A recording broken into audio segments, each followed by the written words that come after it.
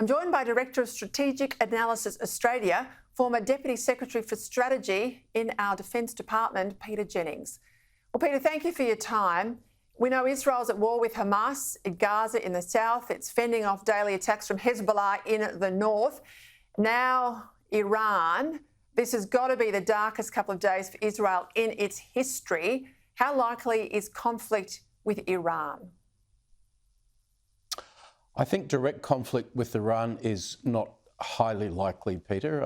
I think the next thing we might see is a large-scale Israeli campaign in the north of Israel going into southern Lebanon to attack Hezbollah.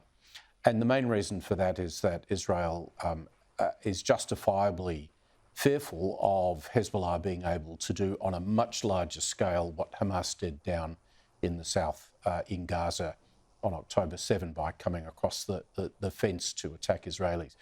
If Hezbollah attempts to do that in the north of the country, that's a large populated area.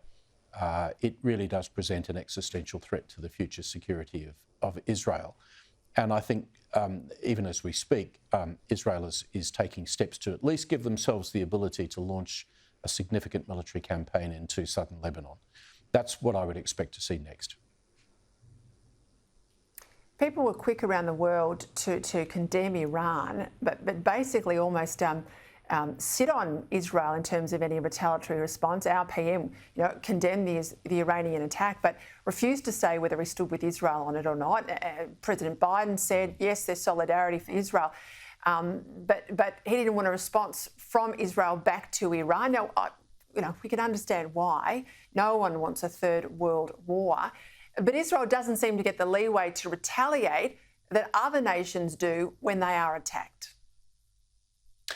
There's an unreality in how I think both Biden in recent weeks and the Albanese government have been talking about Israel. There's this sort of fantasy world that ceasefires must happen straight away. They say there could be no future for Hamas in Gaza.